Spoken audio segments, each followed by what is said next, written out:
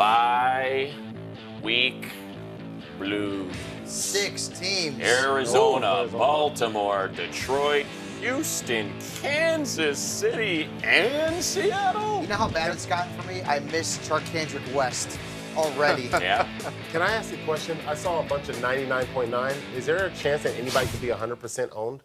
Tom Brady, gotta be. I don't know. I think you probably still have like a 99% 9. You never know. Right, there may be some league out there. Who knows? Welcome back to the show is what we're saying. Money here with the gentlemen, as we are certainly confused. A season-high 6 teams on bye in Week 9 means your team going to need all the help it can get from the waiver wire. Not to mention a few season-ending injuries from Week 8 throwing a wrench into the fantasy year. So, Fabs, you said it before, D'Angelo Williams, your number 1 top target. He will be the starter moving forward for Pittsburgh with Le'Veon Bell out. But give us another name. I'm trying to focus on running backs here because people are really in need at that position. So Jeremy Langford in Chicago is the second guy you should put in a claim for this week. Looked pretty good last week in the absence of Matt Forte. Forte out with that injured knee. And he's got a great matchup this week, Langford does, against the San Diego Superchargers on Monday Night Football. One of the worst run defenses in the entire league. So if you pick up Langford with 6 teams off and a matchup like that, you are starting this kid right out of the gate. Akbar, what do you got? Give us a name. Well, look, I think Kamar Aiken might be that guy. We talk about that injury to Steve Smith. Now, of course, they're going into a bye, but this is somebody that you want to hurry up and get because he will be that number 1 target. He was already tied for the most amount of targets on the team when you talk about having Steve Smith there in the last 4 weeks. But, look, his production has been there when he had the opportunity when Steve Smith was out for a little bit. So, look, Kamar Aiken, pick him up now. Well, with 6 teams out, you probably may be missing a quarterback this week. So I'm going to go and take a look at Derek Carr, who I loved coming into the season, and he's really started to come into his own the last couple of weeks. I know we were really panicked about him last week, taking on the Jets. Performed well, 333 yards, 4 touchdowns against that Jets defense. It's because not only does he look at Amari Cooper, who can obviously make plays, but when Cooper's not available, Michael Crabtree is making plays in the middle of the field. So this week against the Steelers, I feel a little bit more confident, maybe plugging in Carr if I need help. I'll throw a name if you are deep. Let's say you're in a 12-team league and you're in first place and you're not going to get any of those starters. How about just riding the buyout with Michael Floyd? Since he's come back healthy, he's picked up right where he left off with Carson Palmer. Big play production. This past week, his 16th career 30-plus yard touchdown grab. And Carson Palmer missed him on a second one where he had a 3-step jump on Joe Hayden. There's the touchdown right there for 60. So pick up Michael Floyd if you can't get yourself a starter this week. Stash him for the remainder of the season. And Fabs, let's go to the tight end position. 6 teams on a bye.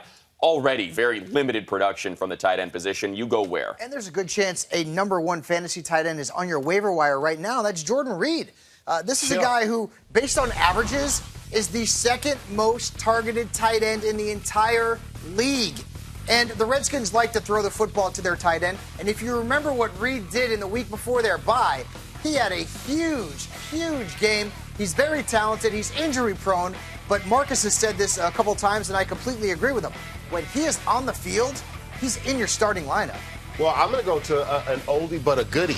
That's Malcolm Floyd. Malcolm Floyd is going to have the opportunity to really get a ton of targets. We know Keenan Allen, he has his injury, so we're unsure what his deal is as far as his time to return. But Malcolm Floyd has always been that guy. This is a guy that's been there for a while. I played with Malcolm Floyd back in 2006, and he's still very productive. Look what he had, 21 targets since. But the production that he put up last week, 21 fantasy points. Malcolm Floyd can do that again, especially going up against the Chicago Bears, where we know that secondary needs help. Well, I'm taking a look at Tavon Austin, but let me preach some caution on this because this is a guy who's very much a matchup-based starter. They're finding new and creative ways to get him the football, and certainly he had the benefit of going up against the 49ers last week. That had a lot to do with him putting up nearly 22 fantasy points. But in the right situation, this is a guy who can make plays. And so if you are at the bottom of that waiver wire priority, you're looking for some help at maybe a flex spot, Tavon Austin's a guy to keep in your back pocket who can play for you on certain weeks down the stretch. I like guys that are fast. He's fast. He's fast.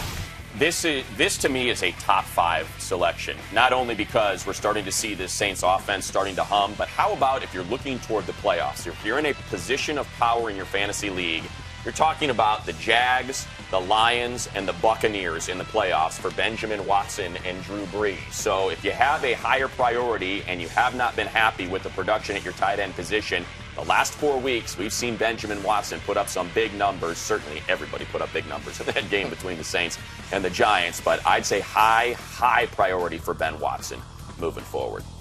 And here we get a look at your top waiver wire targets. Ben Watson there at number 9, Fabs. Yeah, and Akbar is completely right. Now, if you don't have a wide receiver playing this week and you need to replace him, Floyd's a good play. Stevie Johnson might be available too, so Kamar Aiken is for those people who can wait a week. And that offense throws a ton down there in Baltimore. Yeah. They're the 6th ranked in the NFL when you talk about passing offense. I mean, they throw a ton.